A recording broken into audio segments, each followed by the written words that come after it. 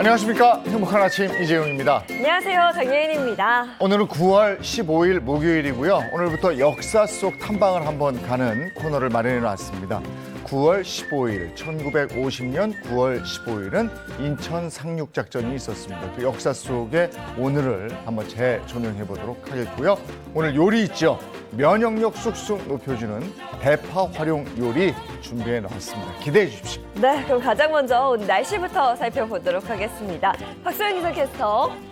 안녕하세요. 박소연입니다. 요즘 같은 환절기는 일교차가 심해서 이 호흡기 관리에 주의하셔야 하는데요. 섬유질이 풍부한 채소나 과일을 섭취하고 미지근한 물을 자주 마시는 게 좋다고 합니다. 낮에는 덥더라도 아침 저녁으로는 선선하니까요. 나오실 때는 가벼운 외투 챙기시면 좋겠습니다. 네, 환절기 건강관리 더 잘 챙겨야죠. 오늘 날씨 어떤지 궁금한데요. 이어서 전해주시죠. 네, 좀 시원해지나 싶었는데 이 가을에 늦더위가 계속되고 있습니다. 오늘도 내륙을 중심으로는 낮 기온이 30도 이상으로 올라서 다소 덥겠고요. 낮과 밤의 일교차가 10도 이상으로 벌어지겠습니다. 환절기 건강관리 잘 해주시기 바랍니다. 오늘까지는 태풍 무이파의 간접 영향으로 제주와 해안가에 강한 바람이 불겠고요. 높은 너울성 파도도 밀려오겠습니다. 제주도는 내일까지 10에서 50mm의 비가 더 내리겠고요. 강원 산지에는 가시거리 200m 미만의 짙은 안개가 껴 교통안전에 주의하셔야겠습니다. 이 시각 현재 기온 서울은 22.1도, 대전은 21.7도, 부산은 22.6도 가리키고 있습니다. 오늘 낮 기온은 어제보다 높을 텐데요. 서울과 대전 30도, 광주 31도로 서쪽 지역은 늦더위가 나타나 일교차에 주의하셔야겠습니다. 어제 새벽 서태평양 해상에서 제14호 태풍 남마돌이 발생했습니다. 다음 주 날씨는 이 태풍이 변수가 될 텐데요. 아직 진로가 유동적인 만큼 계속해서 기상정보 확인해 주시기 바랍니다. 남은 한 주도 늦더위가 계속되는 가운데 주말에는 동쪽 지방과 제주에 비 소식이 있고요. 다음 주 화요일부터는 좀 선선해지겠습니다. 지금까지 날씨 전해드렸습니다.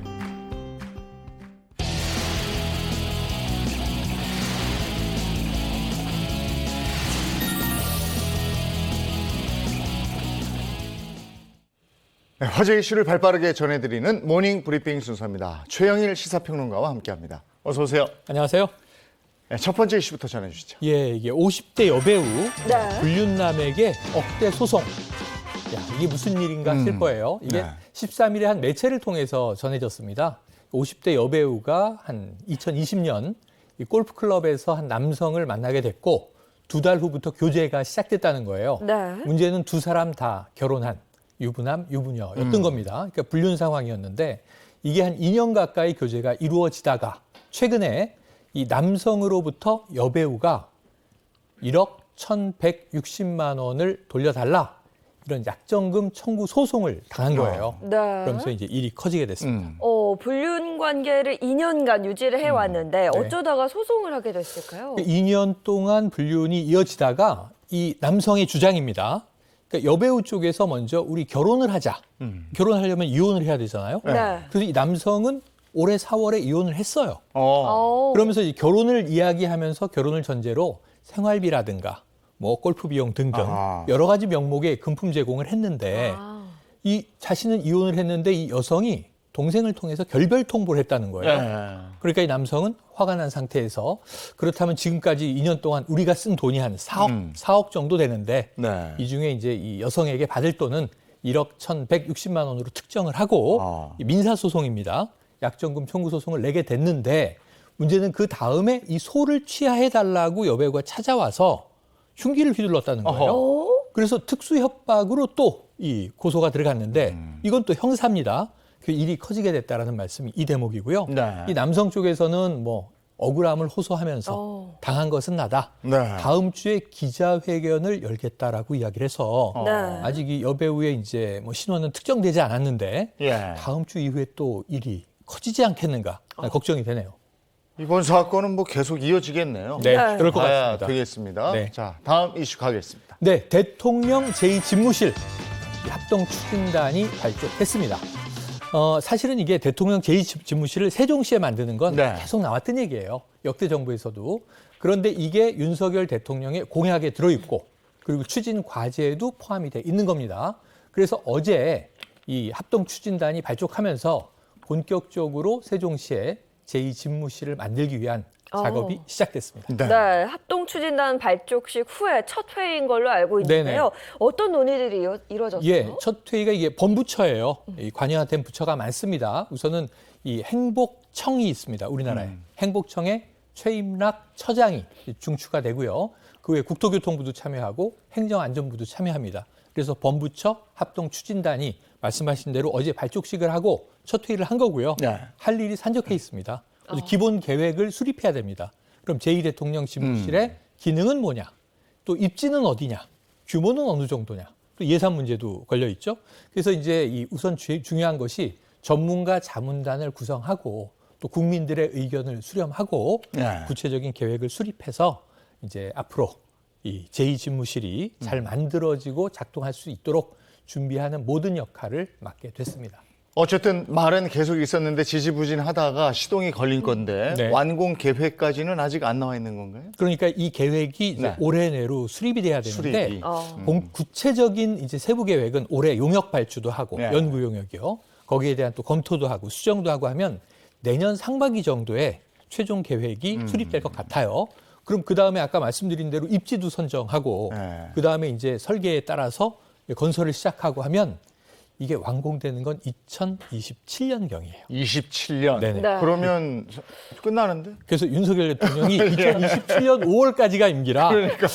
잘하면 제 생각에 윤석열 대통령이 테이프 커팅까지 하실지 그리고 다음 대통령이 들어가는. 예, 실제로 사용하는 것은 다음 정부가 될 것 같습니다. 어쨌든 시작이 됐고 이제 뭐 추진이 되고 완공이 된다니까 거기서 대통령이 직무를 보면 네. 지역 균형 발전 문제가 지금 심각한데 네. 네. 이것에는 좋은 작용을 하겠어요. 그리고 국무회의 할 때 예. 장관들이 좋아합니다. 어. 왜냐하면 다 대부분의 아, 거기 부처가 있죠. 세종에 있는데 그렇지, 그렇지. 서울로 올라와야 되잖아요. 예. 네. 대통령이 내려가 계시면 예. 이제 국무회의를 그냥 세종에서 하면 되는 네. 거죠. 대통령도 금방 가요 거기까지. 약간 좋아지지 않을 수도 있네요. 장관들이 너무 가까워서 5분 내에 달려가고 그럴 수 있겠네. 네. 다음 이슈 전해주시죠. 예, 이거 좀 안타까운 소식인데요. 여중생을 납치하려고 했던 네. 미수남이 이 구속영장이 기각되면서 논란이 커지고 있습니다. 네, 그렇군요. 자, 나를 납치했던 사람을 네. 이게 아파트에서 마주칠 수 있는 뭐 그런 아이고, 상황인 끔찍하죠. 거죠. 그러니까 내막을 알고 네. 보면 네. 이게 왜 두려운 일이냐 하면 오. 같은 아파트 주민이었던 거예요. 그러니까. 처음엔 몰랐지만 네. 이게 이제 지난 7일에 발생한 사건인데 고향에 있는 한 아파트에서 여중생이 엘리베이터를 탔습니다. 네. 근데 40대 남성이 내리려는 여중생을 붙들고 네. 흉기를 꺼내고 네. 휴대전화를 내놔라. 이거 납치 상황이 벌어진 거죠. 네. 그런데 다행히 그때 다른 주민이 엘리베이터에 타면서 네. 이 남성이 도주해 버렸어요. 그 신고가 들어갔고 주차장에서 이 남성이 체포가 됐습니다. 네. 긴급 체포가 됐는데 그로부터 일주일 후 14일에 당연히 구속영장을 청구했죠. 그런데 법원에서는 뭐 도주의 우려가 별로 없다. 주거지도 명확하다. 그러고 이제 구속영장은 기각했는데 이 남성이 집으로 돌아갔는데 그 집은 같은 아파트 주민이었던 거예요. 그럼 이 여중생과 가족 또 주민들은 얼마나 전체적으로 불안하겠습니까? 네. 그래서 왜 이것을 기각했는가 여기에 대해서 이제 여론 일각에서 논란이 계속 벌어져 왔던 거죠. 예. 그 저희가 듣기로도 그 여학생 입장에서는 또 가족의 입장에서는 끔찍할 네. 것 같은데 네. 어떻게 이런 결정이 났고 일각에서는 이 결정에 대해서 어떻게 얘기를 하는지. 그래서 이제 법조 전문 쪽에 네. 한국여성변호인회에서 성명을 냈습니다. 네. 이거 상당히 좀 구속영장 기각은 유감이다. 네. 지금 성범죄가 얼마나 엄하게 다스려지고 있는데 이게 납치였으면 더 큰 죄가 됐겠지만 미성년자 이 유인 약취 이게 지금 이 납치 미수에 해당하는데 이게 중형이거든요. 네. 10년 미만의 징역에 처할 수 있는 중형입니다. 근데 이제 이런 위험한 상황에서 집으로 돌려보냈다? 이 피의자를 네. 이것은 상당히 유감이다라는 입장을 발표했습니다. 네, 이 법원의 구속영장 기각이 네. 국민의 법정서와 맞지 않았던 사례들은 이전에도 좀 저희가 봤었는데요. 종종 있죠. 그렇죠. 이게 구체적인 뭐 기준이 예, 있는 거예요. 그래서 이 구속영장 소식을 저희가 참 많이 다루게 되는데요. 이게 인용돼서 이제 구속되기도 하고 네. 기각되기도 하는데 크게는 한 3가지로 얘기를 해요. 진범이 확실하냐, 범죄가 소명이 됐느냐, 뭐 진범이어야죠. 약간 헷갈리는 용의자를 막 구속할 수는 없고요. 네. 두 번째는 이제 도주의 우려가 있느냐, 풀어줬을 때 도망갈 거냐. 세 번째는 증거인멸할 우려가 있느냐. 네. 근데 이제 이 경우에는 이 거주지가 분명해서 도주 우려가 없다. 그리고 또 이제 법원은 이런 얘기도 했어요. 재범이나 어떤 뭐 위해의 위험은 없어 보인다. 그런데 이게 좀 주관적인 판단이잖아요. 그러니까. 그러니까 재량권에 따라서 엄격한 구속 기준이 나열돼 있는 게 아닙니다. 법전에. 그래서 이 판사의 재량권이 많이 작용을 해요. 근데 예를 들면 재범의 우려가 없어 보인다. 이게 주관적 판단이잖아요. 그렇죠. 다른 판사는 또 우려가 있어 보이는데 네. 이럴 수도 있단 말이에요. 네. 그런 대목 때문에 좀 혼란이 있는데 어쨌든 여기서 제일 중요한 건 뭐냐면 아까 한국여성변호사회 성명도 그렇고 피해자의 두려움은 왜 고려하지 않았을까? 네. 아니 우리 동네에 나를 불과 며칠 전에 납치하려고 했던 납치범이 또 돌아다니다 만날 수 있잖아요. 네. 그러니까 이런 것 때문에 좀 논란이 커지고 있는 상황입니다. 근데 거기에 이제 그게 있죠. 거주지가 분명해 도주의 우려가 없다. 거주지가 분명한데 그 거주지에 피해자가 살고 있다. 이거 아니에요? 그렇죠. 맞습니다. 네. 이 피해자의 공포는 어떻게 할 거냐고요. 알겠습니다. 피해자가 제발 공포에 떠는 상황은 없었으면 좋겠습니다. 자, 다음 이슈 가죠. 네, 공무원 퇴직 후 연금 못 받는다. 네? 네. 그게 연금이 큰 부분일 텐데. 아니, 공무원이 되려는 이유 중에 네. 그렇죠. 공시생이 줄었다는 얘기를 지난주에 전해드렸지만 네. 그래도 공무원은 선호되는 직업이에요. 연금이 중요합니다. 네. 네. 뭐 여러 가지 뭐 칼퇴근도 있고 복지도 있고 하지만 직업 안정성도 있지만 연금이 중요해서 이 저희 그 배우자도 공무원인데 연금을 자아실현이라고 불러요. 자아실현. 자아실현. 20년 이상 내가 이 직종에 재직을 해서 자아실현. 연금 대상자가 되면 난 자아실현한 거야. 퇴직해도 퇴직해도 돼. 예. 근데 퇴직해도 연금 못 받는다? 이 공무원들 입장에서 글쎄. 좀 충격적이에요. 그러니까요. 근데 아예 못 받는 건 아니고 아. 60세가 정년인데 요즘에는 공무원도 그 전에 퇴직들을 많이 해요. 네. 그런데 문제는 퇴직하면 연금 받을 걸로 생각하는데 네. 바로 연금을 주는 게 아니라 기한이 정해져 있다는 겁니다. 아. 이 정년퇴직 60세 이후면 그럼 받을 수 있겠지. 근데 지금 연도가 갈 때마다 2015년 요게 박근혜 정부 때 네. 힘들게 통과가 돼가지고 이 연금을 수령하는 해가 한 살씩 늘어나요. 네. 어. 그러니까 지금 2016년에서 2021년까지 퇴직한 공무원은 60세가 되면 받는데 이 올해와 내년에 퇴직하는 공무원들은 61세가 돼야 받고 예. 이렇게 늦어져서 2030년이 되면 65세가 돼야 연금을 수령할 수 있기 때문에 네. 예를 들면 내가 정년 채우고 60에 퇴직했다. 근데 나는 65세가 돼야 연금 받는다. 그럼 지금 무직 상태가 됐는데 5년 동안 공백이 소득 공백이 발생한다는 게 큰 문제입니다. 네. 그럼 이거 공무원 노조에서도 얘기할 텐데. 공무원 노조, 교사 노조, 예. 우정 노조 지금 예. 연합해가지고요. 이 범투본 해서 공투본이라고 부르는데 예. 공동투쟁 본부가 만들어진 상황이고요. 지금 소득 공백에 대해서 2015년에 잘 생각해 보시면 떠오를 텐데 더 많이 내고 덜 받는다. 네. 연금이 이제 재정 고갈 문제 때문에 이렇게 설계를 바꿀 수밖에 없다라고 해서 관철이 됐거든요. 네. 그래서 이제 7년 후부터 적용되기 시작한 거예요. 근데 그 당시에도 소득 공백 문제를 논의해서 대안을 내주겠다고 했는데 뭐야 지금 대안이 없다. 네. 그래서 그동안 아무것도 안 하다가 그냥 이제 연차가 됐으니 연금을 늦게 받아라. 이렇게만 얘기하면 퇴직 후에 우리는 어떻게 하란 말이냐. 이런 문제가 발생하는 거죠. 이 연금뿐이 아니고 국민연금에 대해서도 연금 개혁에 대한 얘기 지난 선거에도 계속 들을 수 있었잖아요. 원래는 이게 뭐 공무원 연금 문제가 아니라 네. 연금을 다 통폐합한다는 얘기도 있었잖아요. 네, 전체적으로 네, 지금. 앞으로 이게 사회적으로 확산될 문제인데 우선 공무원이 먼저 체감하는 타격이 그렇군요. 시작된 것 같습니다. 네, 오늘 모닝 브리핑은 여기까지 하겠습니다. 최영일 시사평론가와 함께했습니다. 고맙습니다. 고맙습니다. 고맙습니다.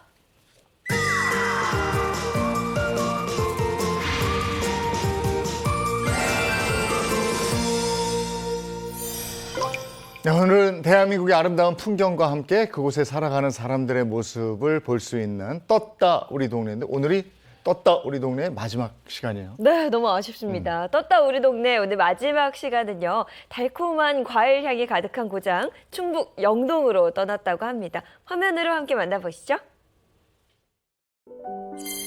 멋들어진 풍경과 따스한 햇살, 음악과 나눔의 행복이 공존하는 고장 충북 영동. 떴다 우리 동네 12번째 여행지 달과 음악이 머무는 영동으로 떠나봅니다.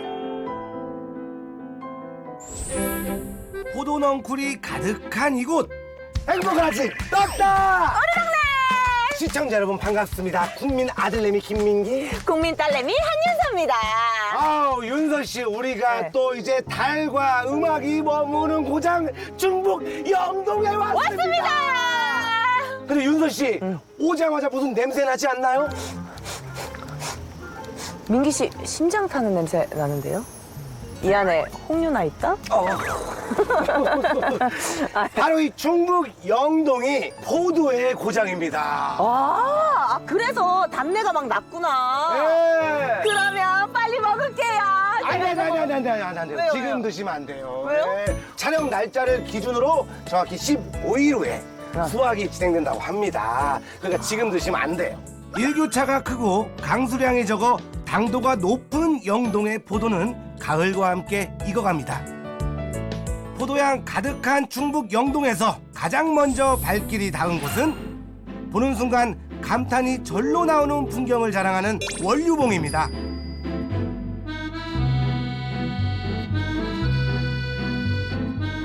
너무 예쁘다, 그죠? 한국은 진짜 알지 못하는 정말 최고의 명소들이 엄청 너무 많은 것 같아요. 네. 정말로. 이거 하면서 알게 됐어. 진짜. 오빠, 원류봉이 왜 원류봉인지 알아요? 뭐죠? 와, 또 우리 윤서 씨가 드디어. 공부를 해왔습니다. 원류봉. 드디어 제가 해왔습니다. 바로 달이 머무는 곳이라 그래가지고 아. 원류봉이라고 해요. 네, 그런 뜻도 있고 네. 이제 저 산의 능선을 따라서 네. 물결처럼 달이 저문다. 뭐 이런 뜻도 있다고 합니다. 알고 있었네요. 왜 모르는 척 마치 그렇게 받아주신 거죠? 아니, 그러니까 제 말을? 원류는 되게 그냥 쉬운 한자 아닌가요? 나 놀린 거 아니에요 지금? 이것도 아니. 모르는 척 했잖아요. 참나. 하늘 천따지 검은 건너를 뭐지? 오빠 뭔데? 검을 뭔데? 오늘도 유쾌한 윤서 씨와 나란히 앉아 감상하는 원류봉은 힐링 그 자체였습니다. 이번엔 고즈넉한 마을길로 들어서 봤는데요. 여기서 이제 소 키우고 막 돼지 키우고 한다. 맞아요. 동네가 조용하다. 너무 예쁘다 오빠. 그지? 근데 저기 애들이 왜 서 있지? 안녕. 안녕. 아유, 착하네, 착해. 아유. 우리 친구 뭐 하고 있었어요? 안식카 기다려요. 안심카? 그게 뭐예요? 적어요. 저거. 오. 저희도 좀 다리가 좀 아팠는데 응. 저희도 좀 탈 수 있을까요? 아 진짜요? 가자. 갑시다. 갑시다. 네, 타러 갑시다. 궁금증에 저희도 타보기로 했는데요. 실례하겠습니다. 약간 친한 안해. 친한 느낌이 있네요. 애들이 잘 이용하는 느낌인데. 안심카가 정확히 뭔가요? 대다수 아이들이 좀 거리가 멀어요. 아, 그래요? 그러다 보니까 집으로 안전하게 하원시키는 안심카라고 할 수 있습니다. 알고 보니 지역 아동센터를 다니는 학생들을 위해 운행하고 있는 통학 차량이었는데요. 어린이 보호장치까지 모두 설치돼서 운영, 학생들의 안전을 책임지고 있었습니다.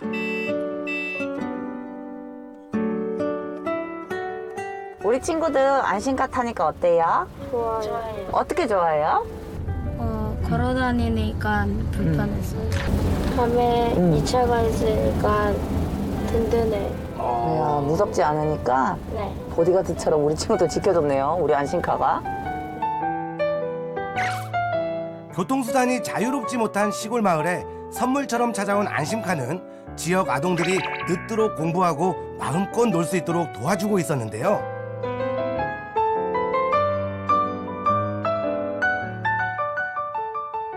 우리 사회 구석구석에 취약계층을 대상으로 도움의 손길을 주려고 노력하고 있습니다. 대표적인 프로그램을 말씀드리면 선마을 등 오지 지역의 도서관 건립, 또 최근에 사회적 이슈가 된 보호 종료 아동에 대해서 생활 안정자금 지원, 그리고 인턴십 제공, 멘토링을 병행하고 있습니다. 얘들아 잘 가. 안녕. 안녕. 벨트 잘 매고. 안녕. 오늘도 안전하게 돌아갑니다. 아니 근데 오빠 저희가 원류봉도 갔다 오고 네네. 안심카도 봤는데 근데 저는 좀 아쉽거든요. 더 놀고 싶거든요. 놀고 싶을 때는 흥이 넘치는 곳으로 가야 되지 않겠습니까? 야, 충북 영동에서 가장 흥이 넘치는 곳으로 가시죠. 야, 정말 영동이 놀거리가 너무 많네요. 신난다! 고구려의 왕산악, 신라의 우룩과 함께 3대 악성으로 불리는 박연 선생의 고향 충북 영동. 국악의 고장인 만큼 우리의 소리를 찾아와 봤습니다. 안녕하세요. 안녕하세요. 우와, 대박. 여기는 뭐 하는 곳이에요? 여기는 이제 영동 국악 체험촌이라고 해가지고요. 네. 방문하셔서 이렇게 보시다시피 저희 나라 전통 악기를 연주 체험해 볼 수 있는 체험장이 마련되어 있고요. 그럼 선생님, 우리도 그러면 여기서 좀 체험해 볼 수가 있는 건가요? 그럼요. 여기 한번 장구 한번 같이 한번 쳐보시죠. 한번 해볼까요? 누구나 미리 신청만 하면 직접 배울 수 있는데요. 궁채는 왼손에 지고요. 왼손. 열쇠는 오른손에 지게 되는데요. 궁채를 왼손에 한번 지어볼까요? 선생님 초등학교 때 장구 쳐보셨다고 하셨는데 야, 이렇게 바꾸야지 새삼스러우시죠? 윤서 씨, 이렇게 해야지. 구슬이 밑으로 구슬이 이렇게. 아, 하나 둘 시작. 시작부터 살짝 난관에 부딪혔지만 선생님 장단에 맞춰 두드리다 보니 어느새 그럴싸한 장단이 됩니다. 약간 그런 느낌이 들었어요. 약간 집중력 없는 학생들이 와서 배우면은 집중력이 확 올라갈 것 같아요. 네, 집중력. 그럼 뭔가 운동도 되고 우리 좋죠. 거니까 또 배워놓으면 또 좋고 그러니까. 재밌기도 하고 스트레스도 풀려 이게 치니까. 저 그러면 우리 한번 연결해서 한번 쭉 한번 가볼까요?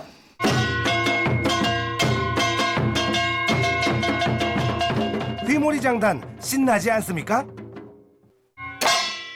수고하셨습니다. 네, 국악과 과일의 고장 충북 영동에서 우리 학생들과 안심한 기악기를 경험해보고 또 국악기를 체험해봤죠. 네, 저 멀리 체코에서도 우리의 소리가 울려 퍼졌다고 합니다. 지금 함께 보시죠. 보시죠. 떴다 우리 동네가 함께하는 체코 글로벌 봉사단. 지난 2편에 걸쳐 짧지만 의미 있는 체코 여행과 함께 지역 봉사활동을 소개했는데요. 글로벌 봉사단의 마지막 활동으로 우리의 문화를 체코에 소개하는 날이라고 합니다.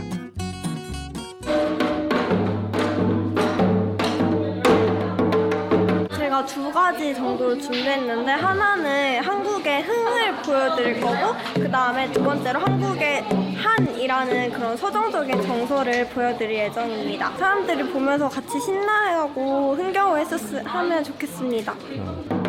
새벽까지 연습하는 글로벌 봉사단입니다. 다음 날 주민들도 많이 참석해 주셨는데요.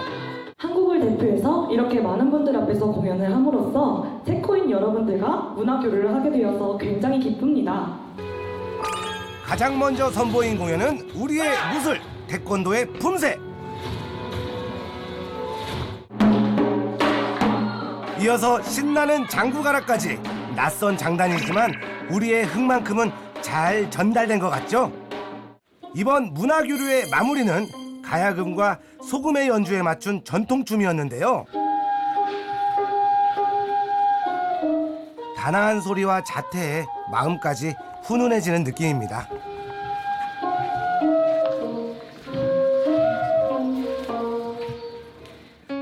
Tak já myslím, že ty vztahy musí být založeny na vzájemné úctě, respektu a přátelství.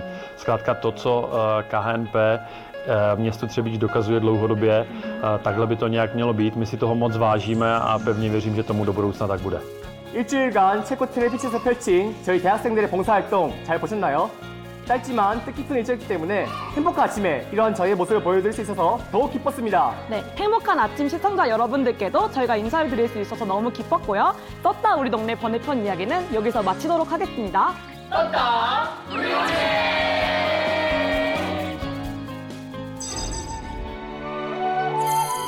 글로벌 봉사단의 열혈 청년들과 함께한 떴다 우리 동네. 행복한 동행 나누는 마음 덕분에 저 또한 흐뭇한 시간이었는데요. 따스한 우리네 정이 잘 전달됐기를 바랍니다.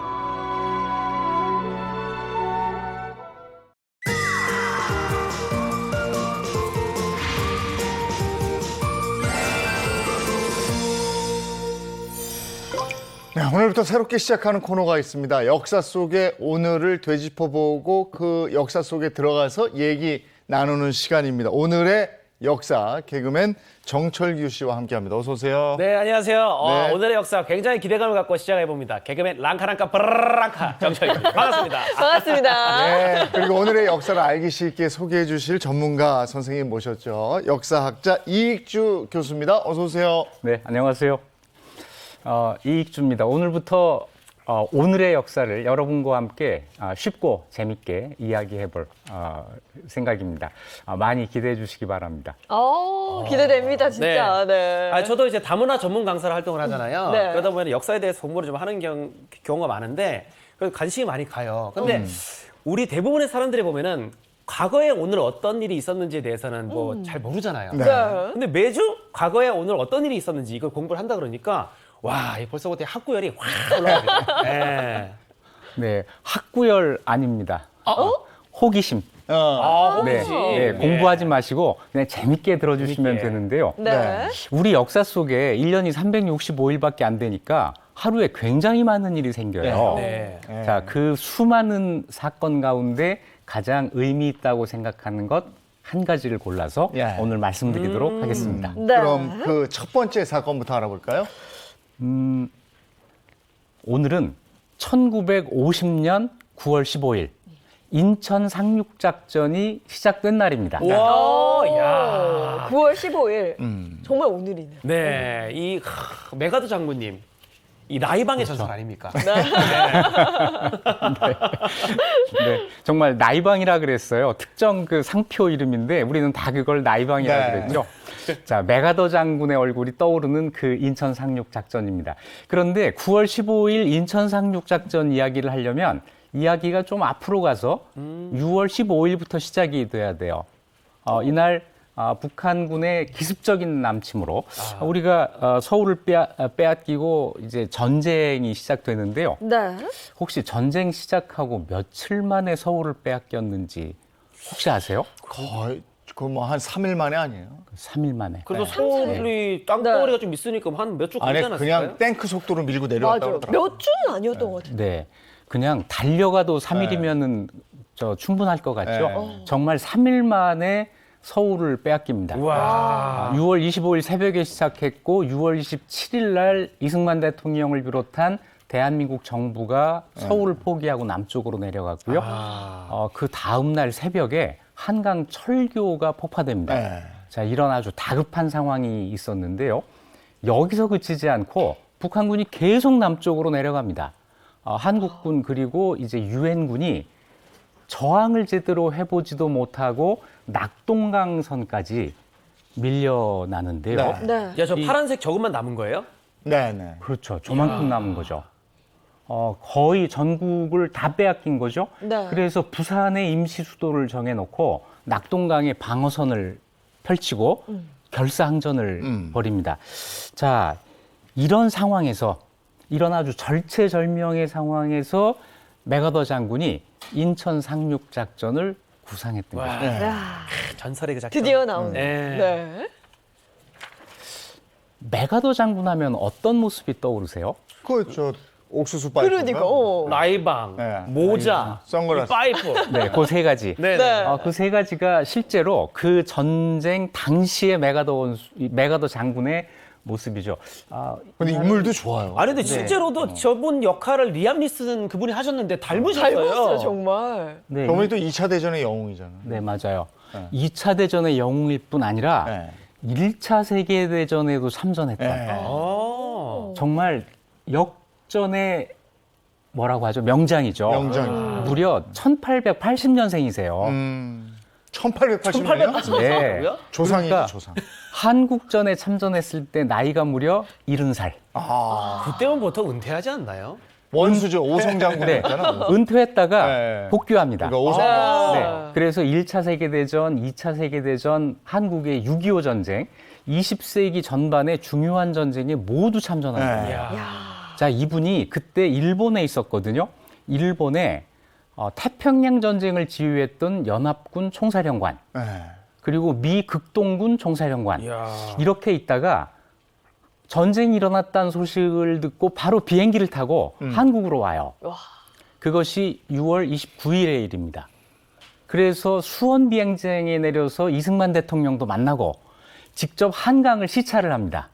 한강까지 와서 지금 저 영등포구 신길동에 가면 이 메가더 원수 한강 방어선 시찰지라고 하는 팻말이 있어요. 그게 있어요? 네, 여기까지 와서 직접 전선을 보고 상륙작전을 처음으로 구상을 했다는 거죠. 이러면서 전쟁 시작되자마자 한편에서는 낙동강까지 밀려서 전투가 벌어지고 한편에서는 인천으로 상륙하려는 작전이 구상이 되고 네. 막 이러고 있었던 겁니다. 그런데 메가더 장군은 그 이전에도 많은 상륙작전을 해본 분이에요. 이분이 주로 2차 세계대전 때 어디냐면 필리핀에서 전투를 많이 벌였거든요. 네. 이 필리핀은 섬이 많기 때문에 섬을 점령하려면 전부 상륙을 해야 되는 그러네요. 거예요. 네. 아, 그래서 여기도 상륙작전을 해봐야 되겠구나라고 생각을 하고 상륙작전의 구체적인 그 지점, 날짜 이런 것들을 생각하기 시작합니다. 이 상륙작전의 묘미가 하나가 있어요. 이게 군사작전으로서 굉장히 효과를 볼 수 있는 대목 하나가 있습니다. 그게 뭐냐면 후방을 끊어서 보급선을 차단한다는 거예요. 말려 죽이자는 거. 중간으로 네. 들어가서 이제 상륙해가지고 거기에 차단을 해버리면. 그렇죠. 아. 이 아까 지도에서 보셨지만 북한군의 주력은 전부 낙동강 전선에 가 있단 말이에요. 네, 이 사람들의 식량, 의복 이런 것들이 전부 북한에서 보급이 돼야 하는데 그렇죠. 이걸 중간에서 자르는 겁니다. 이야. 자, 이분 주특기네요, 이런 작전. 이게. 네, 이거 잘리면 어떻게 되겠어요? 일단은 뭐 밑에 있는 군인, 그 북한군들은 고립되지 않을까요? 그때부터 뭔가 삐걱거리기 시작할 것 같아요. 그렇죠. 그래서 아주 과감하게 상륙작전을 통해서 보급선을 끊는다. 이렇게 생각을 하고 작전을 이제 그 구상을 하는데 왜 꼭 인천일까? 여러 군데가 있는데 이제 가장 적합한 지점을 찾아야 되겠죠.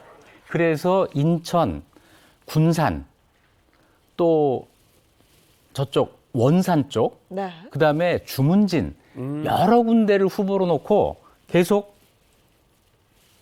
어디가 좋을지 생각을 하는데 그러다가 인천이 가장 적합하다라고 하는 생각을 메가더 장군이 하게 돼요. 네. 서울도 가깝고. 서울도 가깝고요. 그런데 인천에 대해서는 미국 군부 내에서 반대가 많았습니다. 왜 반대했을까요? 인천이 가지고 있는 아주 불리한 점 하나가 있었기 때문이에요. 불리한 점? 네. 상륙작전을 하기에 굉장히 불리한 점 하나. 조수간만의 차? 그렇죠. 우리 저 학교 다닐 때 지리 시간에 배우잖아요. 네네네. 조수간만의 차이가 8m 내지 9m 정도가 되기 때문에 상륙작전을 하다가 밀물대 하겠죠? 썰물이 돼서 물이 빠지면 배가 뻘에 갇혀요. 그렇죠. 내리고 있는데 물 빠지면 그러면 따라같이 꼼짝 못하고 이제 집중포화를 받게 되는 거죠. 위험하다. 이것이 가장 중요한 이유가 되어서 많이 반대를 합니다. 또 밀물이 들어와도 상륙작전을 할 만큼 충분한 날이 그렇게 많지 않다. 그게 언제냐면 9월 15일. 9월 15일부터 한 사흘 정도. 그때가 밀물이에요. 날짜를 맞춘 거예요. 상륙작전을 하기에 적합한 밀물. 네. 이때를 놓치면 그 다음은 10월 11일. 한 달을 기다려야 된다. 이거죠. 그래서 9월 15일 날 인천으로 상륙작전을 해야 되겠구나 하는 생각을 굉장히 일찍부터 하게 된 거죠. 상륙작전하기 좋은 조건이 아니었음에도 불구하고 결행을 하는군요. 그렇죠. 네. 근데 그 배들이 들어오려 그러면은 네. 이게 뭐 그 물이 들어왔을 때인데 그게 오랫동안 지속되지 않잖아요. 그렇죠. 그럼 빨리 내려야 되는데 그렇게 되면 많은 그게 못 들어오니까 그게 또 위험하지 않나 근데? 맞아요. 날짜만 중요한 게 아니라 시간도 중요합니다. 만조, 밀물이 꽉 들어 찼을 때 그 시간이 하루에 2번 있어요. 인천의 경우에는 새벽에 1번, 저녁 때 1번. 그러니까 시간까지 맞추어서 상륙작전을 완료해야 된다는 굉장히 어려운 부담이 있었던 거죠. 네. 자, 이래서 반대가 많았는데 결국은 메가더 장군이 고집을 해서 이걸 관철시킵니다. 또 한 가지가 있어요. 시간뿐 아니라 인천항의 그 모습을 보면 좁아요. 진입하는 길이 섬으로 막혀 있고 해가지고 많은 배들이 한꺼번에 들어가서 상륙하기에 적합하지가 않습니다. 좁게 들어오다 보면 이거 딱 두드려 맞기 좋게 그렇게 될 것 같은데요. 이렇게 되면 배들이 일렬 종대로 해서 이렇게 들어와야 되잖아요. 네네. 이거는 굉장히 위험하죠. 일시에 군대가 상륙하기 어려운 조건, 이런 것도 또 하나가 있어요. 자, 그런데 또 하나가 있네요. 정말 불리한 점이 너무 많아요. 네, 뭐가 있죠 또? 상륙을 했다고 하더라도 바로 육지로 올라올 수 있는 게 아니에요. 해벽이 있습니다. 그러니까 백사장을 통해서 쭉 육지로 가는 게 아니라 상륙한 지점부터 높은 언덕을 올라가야 된다는 거예요. 이것도 위험한데요. 이게 왜 위험하냐면 라이언 일병 구하기 영화 보면은요. 내리자마자 위에서 그렇죠. 때려가지고 거의 반이 다 죽거든요. 그 라이언 일병 구하기가 바로 1944년 6월 6일에 있었던 노르망디 상륙 작전을 아주 사실에 가깝게 재현해 놓은 건데, 거기 보면 상륙하는 부대가 얼마나 위험한지 잘 보여주죠. 그러니까 딱 상륙하자마자 네. 거의 전멸이에요. 여기도 그랬습니다. 그래서 상륙을 해도 사다리를 놓고 올라가야 된다고 하는 이런 부담, 뭐 불리한 조건이 한두 가지가 아니에요. 네. 자, 그런데도 메가더 장군이 여기를 선택을 해요. 왜 그러죠? 왜 고집이 그랬을까요? 센 겁니까? 아니면 또 나름의 생각이 있는 겁니까? 네, 바로 다른 사람들이 모두 불리하다고 생각하는 그 점, 안 된다고 생각하는 그 점을 역이용하는 겁니다. 그래서 저 북한군들도 여기가 아닐 거야 이렇게 여기서 또 들어올 거야. 이 네. 생각을. 북한에서도 상륙 작전의 가능성은 생각하지만 인천일까? 이 생각은 안 하게 되는 걔네가 거죠. 일로 들어오겠어 이러겠지. 그 허를 찌른 거네요. 허를 찌른다. 허를 찌르는 이게 있어요. 그런데 인천으로 만일 상륙을 한다면 너무 좋은 거예요. 너무 좋습니다. 서울이 가깝습니다. 서울을 탈환한다고 하는 것은 심리적으로 굉장히 중요하죠. 또 한 가지는 그 당시 우리나라의 모든 도로가 서울을 중심으로 가게 돼 있어요. 북한에서 의주에서 부산을 갈 때도 서울을 거쳐야 되고 모든 것이 서울을 거쳐야 되기 때문에 서울을 장악하면 보급선을 끊을 수 있다라고 생각을 한 겁니다. 이걸 가지고 설득을 하고 결국에는 미 군부에서도 이걸 받아들입니다. 자, 이렇게 결정이 났는데 또 한 가지 중요한 문제가 있어요. 뭐냐면 상륙작전을 하기 위해서는 반드시 비밀이 유지되어야 한다. 그쪽으로 안 들어간다는 거니까. 여기 기다리고 있으면 안 되는 거예요. 그래서 이 비밀이 새나가지 않게 하기 위해서 인천 상륙작전이라는 말도 안 쓰고 크로마이트 작전. 내용이 숨겨져 있죠. 그다음에 막 군산 뭐 다른 곳을 집중적으로 포격을 하는 겁니다. 그러면서 저희 군산으로 상륙하려고 하나? 이런 그 의심을 갖게 하고 인천을 숨기는 거죠. 네. 그리고 또 한 가지 정보전이 있어요.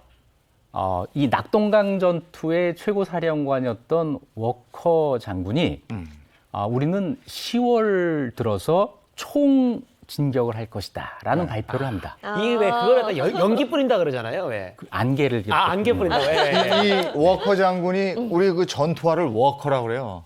정말 그게 그 워커인가요? 네, 그 워커예요. 그래요? 네. 라이방 같은 거죠. 워커 장군의 그 워커입니다. 네. 자, 그래서 북한군이 전혀 예상하지 못하게 만들어 놓고 그리고 집중적으로 포격을 이 서해안 일대에 집중적으로 포격을 해서 지형지물을 전부 없애요. 그리고 기습적으로 9월 15일 새벽부터 인천 상륙 작전을 시작합니다. 자, 1차 작전은 인천 바로 앞에 있는 섬이에요. 월미도를 공격해서 점령하는 겁니다. 네. 새벽부터 시작해서 한 새벽 5시쯤 점령을 끝내요. 그리고 월미도를 교두보 삼아서 인천을 다시 공격해서 그날 저녁에 인천 상륙 작전을 성공리에 끝내는데 이 작전에 한국인들도 일부 참여를 했습니다. 같이 들어왔어요? 네. 한국군 2개 연대가 참전을 했고 또 한 가지 재밌는 이야기가 있는데요.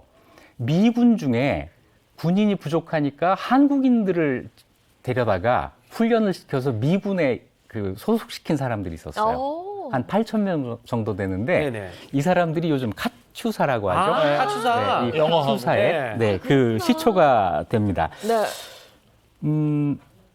인천을 쉽게 장군이 걸어 점령해요. 들어오고 있습니다. 와. 네. 인천으로 들어오는 거죠. 네, 이제 작전이 모두 성공한 다음에 저렇게 정말 무혈 입성하듯이 들어오는데요. 네. 실제로 이 작전의 사상자가 굉장히 적어요. 굉장히 성공적인 작전이었습니다. 보안이 잘 지켜졌네. 그거는 전혀 모르고 있었던 거예요. 모르고 아예? 있었던 거죠. 북한군이 2,000명 정도가 인천을 수비하고 있었는데 아주 쉽게 제압이 됩니다. 자, 인천을 점령한 다음에 곧바로 그 다음은 어딜까요? 서울로 진격을 해야 되겠죠. 네. 자, 서울로 진격해서 9월 27일, 28일 이 무렵이면은 서울도 탈환하는데 더 중요한 효과는 낙동강 전선에서 나타납니다. 인천으로 상륙했다는 말을 들은 북한군의 사기가 떨어져요. 그리고 실제적으로 보급이 끊어지기 때문에 전쟁을 더 이상 수행하기가 어려운 상태가 됩니다. 이 틈을 이용해서 워커 장군의 유엔군과 국군이 북상을 시작하죠. 그래서 9월 28일, 29일 그리고 10월 되기 전에 이미 38선 이남의 북한군은 전멸된 상태가 됩니다. 와. 자, 그리고 이제 북쪽으로 더 올라갈 것이냐 말 것이냐 하는 이런 논의 끝에 국군이 일방적으로 38선을 돌파해서 북한으로 진격해요. 그게 10월 1일입니다. 네. 10월 1일이면 뭐 국군의 생각나는 날. 국군의 날 아니에요? 네, 맞아요. 지금 우리 국군의 날이 10월 1일 38선 돌파를 기념해서 제정된 저래서 만든 날입니다. 그래서 11월 1일에는 저 정도까지 올라가는 거예요. 우리가 저까지 치고 네. 올라갔었나요? 저렇게 보니까 확 이해가 돼요. 오. 그렇죠. 이 지도를 보시면 38선이 그어져 있고요. 얼마나 아래로 내려왔다가 인천을 차지하면서부터 어떻게 올라가는지. 그래서 압록강까지 가요. 야. 그 통일이 눈앞에 왔다고 생각하는 그 순간 돌발 변수가 하나가 있습니다. 중공군이 참전을 하고 10월 하순, 11월 초쯤이면 중공군이 이미 청천강까지 내려옵니다. 이 중공군에 밀려서 다시 국군과 유엔군이 남쪽으로 내려가고 서울을 다시 뺏기게 되는데 이거를 일사후퇴라고 하는 거죠. 네. 자, 그리고 이제 다시 공방전을 벌이다가 3월 달에 서울을 수복했고 그때부터 네. 한 3년 정도 이 전투와 협상을 계속하다가 1953년 7월 27일에 그 시점에서의 점령지를 기준으로 휴전선을 그리게 된 겁니다. 대단한 작전이죠. 그러니까 저 작전이 없었다면 어떻게 됐을까 하는 그쵸. 생각을 해보게 되고요. 자, 9월 15일에 있었던 인천 상륙작전의 의미에 대해서 저희가 한번 되짚어봤습니다. 이 인천 상륙작전 이 부분에 대해서 더 해주실 얘기 있습니까? 네, 저는 저 전쟁 승리를 지금까지 말씀을 드렸는데요. 그래서 우리가 기뻐하기도 하고 기념하기도 하지만 전쟁은 전쟁입니다. 전쟁은 이겨도 피해가 많아요. 그래서 전쟁의 승리를 이야기하기 전에 어떻게 하면 이런 전쟁이 다시는 없게 할까 이 생각을 먼저 해야 된다고 생각을 하고요. 아무리 이 전쟁에서 우리가 이겼다 하더라도 남북한 통틀어 500만 명 이상이 죽거나 실종되거나 부상을 당합니다. 네. 그 한 사람 한 사람이 누군가의 아들이고 누군가의 남편이고 누군가의 아버지죠. 전쟁을 없애야 되겠다. 그래서 오늘은 기념할 날이 아니고 기억하고 다시는 전쟁이 없기를 바라는 날이었으면 좋겠습니다. 네. 자, 1950년 9월 15일로 가봤고요. 이제 쫙 더 시간을 거슬러 올라갑니다. 1988년 9월 17일로 가겠습니다. 어떤 의미가 있습니까? 여러분 1988년 하면은 뭐가 떠오르세요? 손에 손잡고 바로. 그렇죠. 88 올림픽. 맞아요. 네. 그 이후에 태어난 분들은 모르시겠지만 그 이전에 태어난 사람들에게 1988년은 각별한 해입니다. 네. 그 대회가 1988년 9월 17일에 개막이 됐어요. 9월 17일은 이틀 뒤인데요. 9월 17일이 목요일이 되려면 2026년까지 기다려야 돼서 오늘 미리 말씀을 드리겠습니다. 저는 1988년 8월 1일에 입대했습니다. 네. 군대 들어가서 훈련 받으면서 적어봤어요. 그러셨군요. 네. 그런데 그때 그러셨으면 혹시 이 장면 생각나세요? 사바란치 위원장이 발표를 하잖아요. 그건 그 전인데. 네, 맞아요. 세울 꼬레아. 맞아요.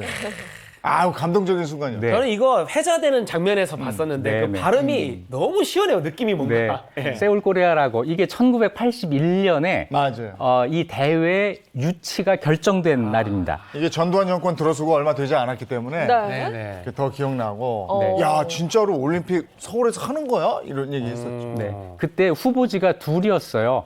우리와 일본 나고야. 네. 그런데 나고야를 우리가 52대 27로 누르고 오. 백퀴즈로 결정이 되죠. 이건 아주 특별했습니다. 한국이 아시아에서는 일본에 이어서 두 번째. 네네. 그리고 세계에서 16번째로 이 대회를 개최한 나라가 됩니다. 네. 그런데 기쁨도 잠시였어요. 난관에 부딪힙니다. 세계적으로 국제적인 여론이 어떻게 일어나냐면 과연 서울이 이 대회를 치를 만한 능력이 있는가?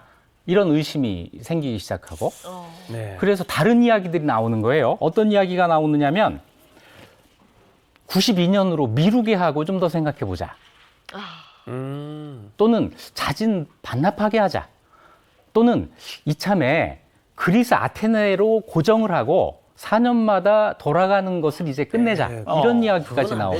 좀 기분이 안 좋은데, 네. 그렇죠? 왜냐하면 분단 국가라고 하는 점 또 한 가지는 1980년에 한국에서 민주주의를 짓누르면서 독재 정권이 탄생했다고 하는 이 점이 국제 여론에 아주 부정적인 영향을 미쳤습니다. 네. 우리 정부 입장에서는 안 된다. 절대로 안 된다 해가지고 이 서울 유치를 고집하게 됐는데 1985년부터는 이제 그런 여론이 잠잠해집니다. 그랬더니 이번에는 남북 공동 개최를 하면 어떻겠느냐 하는 이야기가 나오기 시작하는 거예요. 네네. 분단 국가이니 남북 공동 개최를 하면 훨씬 더 의미가 있는 게 아니냐 이런 이야기를 하는 거죠. 네네. 그래서 남한과 북한 사이에 올 이 대회 공동 개최를 놓고 이제 대화를 벌이기 시작합니다. 그때 대화가 될 시기였나요, 근데?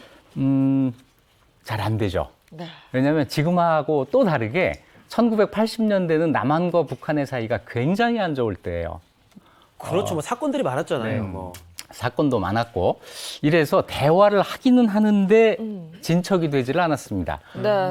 북한은 이 서울 올림픽이 이런 거 아니냐고 의심을 했어요. 그게 뭐냐면 국제사회에서 북한을 고립시키기 위해서 또 유엔에 단독으로 가입하기 위해서 그러는 거 아니냐. 지금 이 말이 좀 이해가 안 되시겠지만 우리가 남북한이 유엔에 가입한 해가 1991년입니다.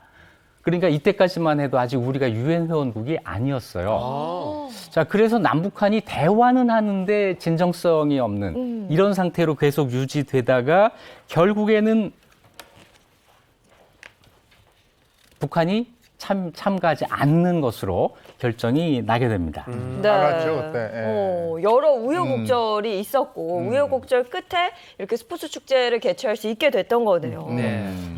그러면서 서울 스포츠 축제를 통해서 우리 대한민국이 이렇게 발전했다 이런 걸 좀 알릴 수 있는 계기가 됐었던 것 같아요. 네, 분명히 그런 기회가 됩니다. 게다가 이 서울 대회는 몇 가지 특별한 의미가 있어요. 서울 대회가 24회 대회인데 네. 그 이전에 세계 대회가 3번의 대회가 반쪽짜리로 진행이 됐어요. 네. 뭐 미국 참가 안 한 적도 있고 막 이런 식이지 않았어요? 그렇죠. 바로 전 이것이 네. 그 LA 대회였는데 여기에는 소련을 비롯한 그 동구권 나라들이 참가를 안 했고 그 4년 전에 여기는 모스크바 대회였는데 여기는 또 미국을 중심으로 해가지고 나라들이 참가를 안 했고 사실은 잘 알려져 있지 않지만 그보다 4년 전에 몬트리올 대회 때는 인종차별 문제로 아프리카 나라들이 참전을 안 했습니다. 저는 저 때 하여간 군대에서 훈련 받으면서 저 굴렁쇠 지금 나가고 있는데 굴렁쇠 모습 보면서 야 이제 드디어 시작됐구나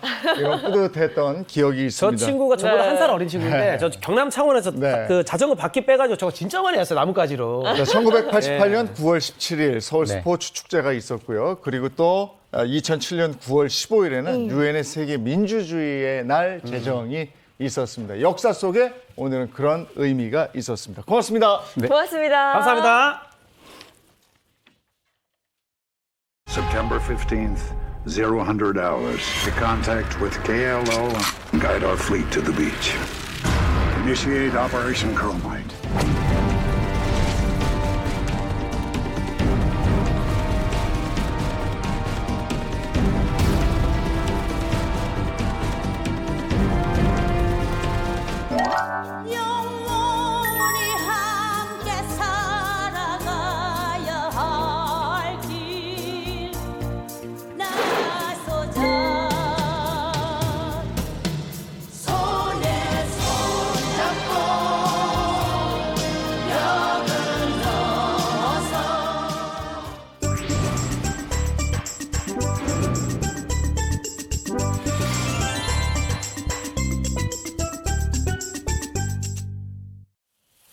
네, 이번에 4개 식탁 이어가겠습니다. 이번 선생님 어서 오세요. 네. 준비하시나요? 반갑습니다.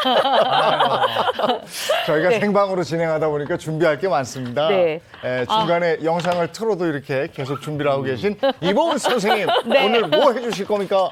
오늘은요, 요새 아침, 저녁으로 굉장히 쌀쌀하잖아요. 이러다 보니까 약간 스산한 기운도 들죠. 이렇게 환절기에는 가장 중요한 게 바로 면역력입니다. 우리가 면역력을 챙길 때는요, 면역력이 아주 좋은 그런 재료를 준비해야 되는데 오늘 제가 대파 한 단 샀습니다.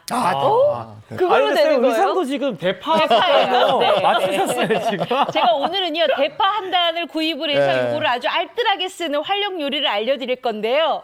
일단 대파 한 단에 반 이상을 뚝 떼어서 대파 육개장 만들어 아이, 보고요. 좋아. 뜨끈뜨끈하고 네. 좋죠. 요즘같이 그다음- 찬바람 불 때 좋죠. 맞아요. 그 다음에는 대파하고 콩나물을 이용해서 아주 맛있는 무침 하나 만들도록 하겠습니다. 네, 일단 뭐 얼큰하고 시원한 육개장 이렇게 뚝 떠서 먹으면 너무 맛있잖아요. 네. 근데 집에서 저는 하기가 좀 힘들던데. 그래요? 어떻게 좀 해보셨어요, 우리 정철규 씨? 저는 집에서 늘 하는데 이게 해장 위주로 근데 깊은 맛이 안 나가지고 오늘 제가 또 우리 선생님께 불 줘서 한번 배워보도록 저 하겠습니다. 네. 육개장이 만만치 않은 음식이에요. 그럼요. 뭐 만들기가 어려워서. 힘들습니다. 오. 예, 예.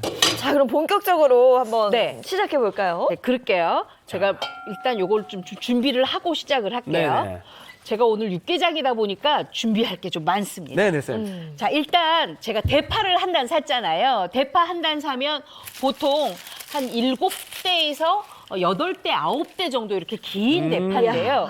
일단 육개장을 준비를 할 때는 요거 다 쓰시면 됩니다. 근데 육개장에는 한 5대나 6대 정도 준비하시면 아주 딱 좋거든요. 근데 여기 보시면 일단 좀 이거를 손질을 먼저 해야 되는데 네네. 흰 부분하고 요 초록색 부분을 조금 나누셔야 돼요, 이렇게. 이거 뭐 색 때문에 그런 건가 아니면 맛이 뭐 달라서 그런 건가요? 네, 좀 맛이 달라요. 아. 왜냐하면 요 지금 흰 부분하고 연녹색 부분에는 약간의 대파의 부드러운 향뿐만 아니라 단맛이 조금 많이 나고요. 그다음에 우리가 국물 내거나 뭐 요럴 때 많이 쓰는 요 대파 줄기에는 감칠맛이 좀 많이 납니다. 감칠맛. 근데 익혀지는 속도도 좀 다르고 요 대파 잎에는 뭐가 있냐면 점액질이라는 게 있죠. 그래서 점액질은 약간의 아린 맛도 조금 있기 때문에 아무래도 대파 육개장을 하실 때는 요 아린 맛과 함께 약간 조금 매콤한 맛을 조금 빼줘야 좀 맛있잖아요. 그래서 요거를 좀 분리해서 쓸 거예요. 그래서 분리해서 어떻게 쓰냐면 바로 요렇게 이렇게 보시면 잎과 줄기를 분리해서 이렇게 다 이렇게 썰어놨어요. 그렇죠? 자, 요거 길이는 잠깐만 요게 한 갖고 계시고요. 이렇게 길이를 자르는 이유가 있나요? 요렇게 잘라야 우리가 국을 끓였을 때 딱 알맞은 크기가 되거든요. 그래서 요렇게 반 정도 갈라서 이렇게 다 준비를 해주세요. 이렇게. 그래야 이게 굉장히 부드럽게 끓여집니다. 자, 그러면 세로로 반을 잘라준다. 그렇죠. 이렇게 다 준비를 해주세요. 네. 자, 그러면 가장 중요한 게 뭐냐 하면 바로 이 대파를 깨끗하게 점액질 없이 만드는 게 가장 중요하거든요. 그래서 제가 아주 간단한 방법을 준비하려고 그래요. 우리가 보통 대파 육개장 끓이면 많은 어머님들이 대파를 한번 데쳐서 쓰시기도 하거든요. 근데 그렇게 하는 것보다는 요거 제가 잘 쓰는 거 있잖아요. 요거 바로 쌀뜨물이에요. 쌀뜨물. 네. 네. 이 쌀뜨물을 좀 진하게 만드세요. 어느 정도 진하게 만드냐 하면 한 3번째 끓이는 쌀뜨물을 준비를 해주시면 돼요. 네네. 밑에다 네. 내려놔주세요. 그러고 나서 대파를 여기다가 집어넣어요. 요 썰은 대파를 잎까지 같이 다 집어넣으세요. 자, 그 다음에는 뭘 하냐면 이게 지금 굵은 소금이거든요. 굵은 소금을 이렇게 뿌려요. 뿌려서 잘 녹여서 요거를 좀 재워주세요. 어느 정도 재우냐 하면 딱 20분 정도만 재워주세요. 재우고 난 다음에 비벼가면서 좀 씻어요. 그러면 입 안쪽에 있는 점액질이라는 거 있죠. 이렇게 매끈매끈한 거. 네네. 이게 좀 부드럽게 풀리고요. 그러면 요게 풀리면 국물 맛이 써지지가 않아요. 굉장히 단맛만 우러나는 거예요. 아린 맛 같은 거. 그렇죠. 그렇게 해서 요거를 완전하게 씻어서 준비를 해놓으시면 돼요. 그래서 네네. 제가 요 밑에다가 이렇게 먼저 씻어서 준비를 해놨어요. 이거 보세요. 안쪽에 점액질이 있어요, 없어요? 없죠. 없네요. 하나도 없죠. 저는 이게 무슨 뭐 파 기름 같은 건 줄 알았거든요. 아니에요. 요 점액질이 조금 빼주셔야 국물을 만들었을 때 굉장히 달달하고 맛있습니다. 그 다음에는 저는 오늘요 특별히 이 대파 육개장의 국물을 콩나물 삶은 물로 내려 그래요. 요게 지금 한 500g에서 600g 정도 되거든요. 네네. 요걸 먼저 쓸 건데 찬물에다가 콩나물을 먼저 깨끗하게 씻어서 이렇게 안쳐주세요. 아, 진짜 시원할 것 같아요. 대파에 콩나물에. 야, 라면 끓일 때도 콩나물 넣으면 시원해. 그쵸. 맞아요. 근데 요거를 그냥 안치면 안 되고요. 여기다 뭘 넣냐 하면 바로 요거예요. 요게 뭐냐 하면 다시마거든요. 건다시마. 건다시마. 건다시마 하얀 가루 정도만 이렇게 면보로 살살 긁어 닦은 다음에 여기다가 이렇게 얹어주세요. 그리고 또 하나 뭘 하냐 하면 바로 요게 뭐냐 하면 꽃새우예요. 마른 꽃새우. 건꽃새우. 예, 요거 냉동실에 많잖아요. 요거를 마른 팬에 한번 볶은 다음에 이렇게 올려주세요. 이렇게. 자, 이렇게 하고 난 다음에 요거를 뚜껑을 덮어요. 뚜껑을 덮어서 요거를 삶아주시면 돼요. 어느 정도 삶느냐? 한 15분 정도 센 불에서 삶잖아요. 그러면 굉장히 맛있는 콩나물 국물이 만들어져요. 콩나물의 시원한 맛하고 네. 저기 감칠맛도 다시마하고 건 꽃새우? 네, 건꽃새우. 깊은 맛을 내기 위해서 약간. 그렇죠. 자, 그래서 제가 옆에다가 미리 생방송이니까 15분을 삶아놨어요. 그랬더니 이렇게 콩나물은 콩나물대로 맛있어지고, 네네. 그다음에 국물은 국물대로 굉장히 이렇게 진해졌잖아요. 그럼 이 콩나물을 다 건져내시는데 3분의 1은 다른 그릇에 담아 놓으시고 3분의 2만 이렇게 준비를 해 놓으세요. 이렇게.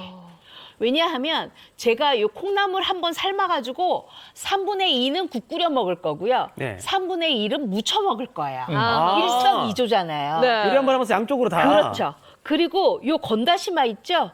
건다시마는 요거 곱게 채 썰어 주세요. 요거 곱게 채 썰어서 주세요. 그러면 요거를 육개장에다 같이 넣으니까 고명으로 활용할 거예요. 그리고 요 국물은 어떻게 하느냐? 요렇게 따라서 준비를 해주세요. 이렇게 따라서. 그러면 요 국물 가지고 이제 우리가 뭘 하느냐? 육개장 국물을 만들 거예요. 그래서 이렇게 다 지금 준비가 다 됐어요. 네. 자, 그랬으면 이제 고기만 준비하면 되는데 육개장에 또 고기 안 들어가면 섭섭하잖아요. 그죠. 제가 이 고기를 준비를 했는데 고기를 어떻게 준비를 했느냐? 바로 등심을 준비했어요. 우리 예인 씨 제가 왜 등심 준비했는지 아세요? 아무래도 네. 맛있으니까. 등심이 좋은 고기니까. 뭐 등심이 좋은 고기인 네. 것도 맞고요. 국물이 많이 나는 것도 맞는데 우리가 양지나 사태살로 준비하면 오래 삶고 오래 끓여야 되잖아요. 네네. 시간이 없잖아요. 그래서 빨리 네, 익으니까. 등심으로 이렇게 채 썰어서 준비하시면 훨씬 더 국물도 맛있고 국물도 빨리 끓고 일석이조겠죠. 저는 무조건 빨리 하는 게 좋잖아요. 대신에 어머니들 그거 맛은 좋아하셔. 그대로 네. 다 나야 돼요. 그렇죠? 자, 그래서 요 고기에도 이제 밑간을 해야 돼요. 왜 고기에 밑간을 하냐 하면 우리가 국물을 떠먹었는데 네네. 고기에는 간이 안 배이고 국물만 약간 짭조름하면 맛이 있겠어요, 없겠어요? 없어요. 없죠. 그래서 맛이 뭐 없죠. 찍어 먹고 그러잖아요. 또. 그렇죠. 네. 그래서 여기다가 간 맞춤을 하는 거예요. 요거 국간장이거든요. 국간장 좀 국간장 넣어주시고요. 조금하고. 만약에 국간장이 없으면 요거는 볶아서 하는 거기 때문에 진간장 넣으셔도 괜찮아요. 그다음에 요거 맛술, 연육작용하라고 맛술 좀 넣고요. 그리고 요거 다진 마늘 좀 넣었어요. 요거를 조물조물 묻혀주세요. 이렇게. 자, 그랬으면 우리가 요거 가지고 이제 끓이러 갈까요? 안 볶고 그냥 끓이면 됩니까? 이렇게 아니요, 해서? 제가 이제 볶을 거예요. 볶을 볶고 건데 이제 저쪽에 가서 볶아야 되니까 우리 철규 씨는 네네. 파를 들고 좀 와주세요. 네네네. 파. 요거. 네네네. 요거. 자, 그랬으면 요거 지금 냄비에다가 불을 좀 켜놓고요. 향이 나는데 좀. 진짜 약간 얼큰한 향이 지금 불을 올라오는 것 같아요. 넣어놓고 요거 고기하고 네네. 그다음에 요 대파하고 같이 넣어요. 저 파가 큼직해야 돼요. 네, 이때가. 맞아요. 요게 좀 굵직굵직하게 네. 딱 숟가락에 올려져 있어야 이게 먹음직스럽잖아요. 네. 고기를 볶을 때 파를 같이 넣는 이유는 있나요? 네, 이렇게 같이 볶아야 고기에서 나오는 풍미가 파에 싹 감겨요. 그래야 맛있거든요. 자, 근데 이렇게 하고 난 다음에 그냥 볶는 게 아니라 여기다 양념을 합니다. 우리가 양념할 때 뭘 많이 넣고 양념을 하냐면 바로 고추기름이 둥둥 떠야 맛있잖아요. 네. 요거는 이제 시판용 고추기름이에요. 그다음에 맛있게 하라고 고춧가루 좀 넣습니다. 와. 그리고 요거 국간장이에요. 아, 이 소리가. 이때도 혹시 국간장이 없으면 그냥 진간장 써도 되나요? 되도록이면 국간장이 좋아요. 그렇게 해서 요거를 이제 볶아요. 야, 이 익는 소리가 소리부터 벌써 맛있는 것 같아요. 막. 그쵸? 벌써 맛있네요. 자, 근데 볶는데 그냥 볶지 마시고 다진 마늘 넣고 볶으세요. 다진 마늘. 다진 마늘 또 넣네요. 네. 자, 다진 마늘 넣고 요걸 막 볶아요. 그리고 고기가 들어갔으니까 약간 대파하고 어우러지라고 여기에다가 청주 또는 맛술을 조금 넣어주세요. 많이 볶습니다. 요게 착 까부러지듯이 볶아야 요게 맛있어요. 그래야 국물이 아주 진하게 많이 우러나거든요. 요걸 좀 볶아줄 거예요. 아, 향 좋다. 대부분 어머님들이 대파를 넣고 할 때 대파를 한번 데치잖아요. 네네. 근데 저는 아까 쌀뜨물하고 굵은 소금에다가 조금 재웠었죠. 그래서 대파가 굉장히 지금 부드러워졌어요. 그럼 아린 맛은 없겠네요, 이제. 그렇죠. 아린 맛은 하나도 없고 대파의 단맛만 많이 우러나죠. 자, 이렇게 해서 이제 볶아요. 충분하게. 어때요? 맛이 있어 보여요? 냄새부터 일단 너무 맛있고. 그렇죠. 다르죠. 아우. 자, 이렇게 됐으면 요거에다가 아까 준비했던 콩나물을 삶아놨던 국물 붓습니다. 아, 이 국물 따로 넣은 거를. 네. 일단 부어요. 네. 그다음에 요것도 같이 부어요. 저 국물 육수가 감칠맛이 진짜 어마어마할 것 같아요. 네, 왜냐하면 꽃새우도 들어가고. 콩나물 국물로 했으니까 네. 요 감칠맛뿐만 아니라 요게요 정말 풍미가 있어서 달달해지거든요. 건꽃새우라 다시마 들어갔으니까. 그렇죠. 자, 그랬으면 이제부터 뚜껑을 덮고 끓이시면 되는데 얼마나 끓이셔야 되냐면 요게 센 불에서 한 15분 정도 끓이고 난 다음에 뭉근하게 한 30분 정도 우리가 어머님들이 그런 말씀하시죠. 달쿤다라는 말씀. 네, 달쿤다. 그렇게 하시면 굉장히 맛있는 국물 맛이 되는데 자, 제가 시간이 없다 보니까 미리 좀 끓여놨어요. 네, 여기 네. 보실래요?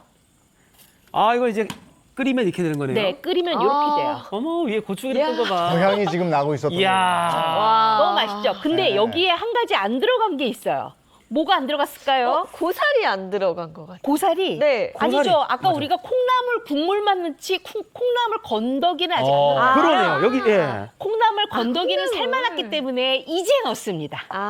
근데 건져서. 제일 마지막에 이렇게 콩나물 넣는 이유가 있나요? 예, 왜냐하면 콩나물을 처음부터 많이 끓이잖아요. 네네. 그럼 콩나물이 얇은 실처럼 되겠죠. 수분이 다 수분이 다 빠져서. 죽어버리고 하니까. 그러면 맛이 없으니까 콩나물 건져놨다가 네. 다 완벽하게 끓이게 되면 대파 육개장이 만들어지면 그제서야 콩나물 익힌 걸 넣고 여기에다가 뭘 넣느냐 바로 참기름 조금. 참기름, 네. 고추기름에다가 참기름까지. 그리고 맛있겠다. 약간의 소금으로 간 맞춤을 하는 거예요. 저걸 해장국으로 먹다가는 또 한 잔 들어가겠네. 자, 그랬으면 이제 요거를 이제 저희가 떠서 드리면 네네. 되죠. 예, 대접 좀 주세요. 네. 와, 지금 이렇게 또 바로 주시는 거잖아요. 이보은 선생님이 해주시는 육개장. 뭐 최고죠. 얼큰한 해장국이 들어가면요. 자꾸 또 생각나. 해장하면서 또 한 잔. 아니 근데 저건 진짜 맛이 없을 수가 없겠는데. 너무너무 맛있죠. 네. 자, 그때 그랬으면 아까 제가 콩나물 3분의 1을 남겨놨잖아요. 네네네. 뭘 하려고 남겨놨냐면 바로 콩나물 대파 무침을 하려고 무침. 남겨놨거든요. 근데 이제 야. 그거를 제가 보여드릴게요. 배달이 왔어요. 고맙습니다. 고맙습니다. 요거 갖다 놓으시고요. 와, 일단 이 향 자체가 다르죠? 네. 자, 이제 무침을 할 건데 어떻게 무침을 할 거냐면요. 이 볼에다가 아까 제가 요 고춧가루랑 마늘하고 간장하고 설탕하고 식초하고 약간의 소금을 넣고 이렇게 잘 섞어놨어요. 이렇게 잘 섞어놨거든요. 이 섞어놓은 거에다가 뭘 넣냐 하면 바로 아주 맛있게 요 참기름을 약간 넣으세요. 이렇게 해서 잘 섞어요. 자, 그랬으면 대파를 곱게 채 썰어서 놓고 찬물에다가 여러 번 헹궈 놓으세요. 그러면 아주 맛있게 대파가 아린 맛이 완전히 빠지거든요. 이거는 쌀뜨물에 안 해도 되나요? 네. 요거는 그냥 우리가 생 것으로 먹어야 되니까 아린 맛만 없으면 되니까 네네네. 한 서너 번 정도 찬물에만 찬물에다가. 헹궈 주시면 돼요. 네네. 자, 그리고 우리가 아까 남겨놨던 콩나물 넣어주세요. 어우, 지금 못 참고. 요거를 한번 이렇게 드셨어. 해서 바로 무치면 돼요. 맛있겠죠? 네. 뭐. 이거 다 됐어요. 그랬으면 요거 가지고 많은 분들이 고기 구워 먹었을 때 고기 싸 먹고 싶어요, 이거. 되고요. 네. 아니면 내가 입맛이 너무 없다 그러면 뜨거운 밥 준비하셔서 요거 탁 올려서 비벼 잡수시면 되거든요. 오. 이거 너무 맛있겠죠? 이 비주얼이 그냥 손으로 먹고 싶어요. 손으로 이래가지고. 집어 드시면 안 되고요. 저기 깨만 좀 주세요. 네네네. 깨. 여기 일단 좀 있습니다. 솔솔솔 뿌려주세요. 네. 예전에 집에서 콩나물 무쳐서 자주 먹던 반찬이었는데 뿌릴까요? 요즘엔 통 네, 못 다 먹어요. 뿌리세요. 네. 네. 왜 그럴까요? 안 해주거든. 이렇게 해서 이제 잡수시면 됩니다. 자, 예전에 어머니는 많이 해주셨죠. 잡숴보세요. 네. 반찬은 사실 이만한 게 없었죠. 근데 여기 대파가 들어가니까요 훨씬 더 뭐랄까 먹음직스럽고 만약에 우리가 고기 반찬 한다 그러면 요거처럼 곁들임으로 좋은 반찬이 없죠. 자, 이렇게 해서 만드시면 아주 맛있게 대파 콩나물 무침까지 우와. 준비가 되겠습니다. 맛있겠다. 잡숴보세요. 시식해도 되겠습니까? 아이 선생님? 그럼요. 잡숴보세요. 밥 말았어요. 근데 이 계절에 육개장 정말 먹고 싶은 음식이거든요. 그렇죠. 특히 대파 육개장은 면역력에 그렇게 좋잖아요. 그러기도 하고 또 우리 이보은 선생님이 해주시는 거 아니겠습니까? 이야. 근데 이 안에 콩나물이 정말 아작아작 살아있어요. 완전히. 그렇죠? 이렇게 네네. 철구 씨 제가 말아드릴게요. 어머, 이렇게 말아서 선생님께서. 너무 감사합니다. 예. 진짜 말아서 맛있네요. 한번 써보세요. 국밥은 말아야 맛있어요. 정말 은은하게 육개장인데 끝맛은 약간 단맛도 나고. 그렇죠. 단맛 나죠. 네. 파는 너무 부드럽고 콩나물은 또 식감이 아작아작 너무 좋아요. 와. 역시 이보 선생님 요리는 야, 말해 뭐 합니까? 뭐야, 시간이 벌써 레시피 가자고요? 벌써요? 먹어야 되는데. 이거 뭐 먹어봤어? 저 이제 한 입 먹었는데요? 자, 아니, 너무 당황스럽네. 방송 네. 시간 때문에 레시피 가겠습니다. 한절기 면역력 올려주는 대파 한단 활용 요리. 오늘의 메뉴는 대파 육개장과 대파 콩나물 무침입니다. 대파는 흰 부분과 초록 부분을 분리하고 알맞게 썰어 반으로 가르고요. 진한 쌀뜨물에 굵은 소금을 타서 대파를 20분간 담갔다 헹구고 물기를 짜줍니다. 소고기 등심을 얇게 채 썰어 진간장, 다진 마늘, 맛술에 조물조물 묻히고요. 콩나물에 생수를 붓고 건다시마, 볶은 건꽃새우를 넣고 센 불로 끓여주세요. 익은 콩나물을 건져서 3분의 1은 무침용으로 빼놓습니다. 고기, 대파에 양념장 재료를 넣어 볶다가 콩나물 국물을 붓고 끓여주세요. 여기에 익혀놓은 콩나물을 넣어 더 끓이고 소금으로 간을 해주면 대파 육개장 완성입니다. 대파 콩나물 무침도 만들어 볼까요? 대파는 파카를 이용해서 쭉쭉 길게 썰고요. 찬물에 담가서 여러 번 헹궈줍니다. 고춧가루와 진간장, 설탕, 식초, 다진 마늘을 잘 섞고 익힌 콩나물과 대파채를 버무려 주세요. 여기에 소금으로 간을 하고 참기름과 깻가루를 넣어서 버무려주면 대파 콩나물 무침도 완성됩니다. 오늘 만들어본 대파 요리와 함께 한절기 건강 지키세요. 예, 대파 육개장과 대파 콩나물 무침입니다. 이 계절에 정말 너무 좋은 또 요리를 소개해 주셨습니다. 네. 야, 저 몇 숟가락 못 먹었는데도 속이 든든한데요. 그래요. 너무 아쉬운데요. 자, 다음 주도 기대가 되는데 뭐 해주시겠어요? 다음 주에는요 더 든든한 메뉴인데요. 정말 맑은 국물로 속을 따끈하게 만들어 드릴 겁니다. 고맙습니다. 다음 주도 기대하겠습니다. 고맙습니다. 감사합니다. 아니, 이제는 아침에 나오는데 어떤 쌀쌀한 이걸 느껴서 그렇죠. 이렇게 하고 나왔어요. 저도 막 이제는 좀 쌀쌀하다 이런 생각 정말 드는데. 계절의 변화는 놀랍습니다. 네, 특히 근데 이 환절기에 건강 상하기 쉽잖아요. 이렇게 뜨끈한 국물 드시면서 건강 잘 챙기셨으면 좋겠습니다. 좋은 하루 보내시고요. 저희는 내일 아침 7시 30분에 돌아올게요. 행복한 아침, 행복한 하루 되십시오. 고맙습니다. 고맙습니다.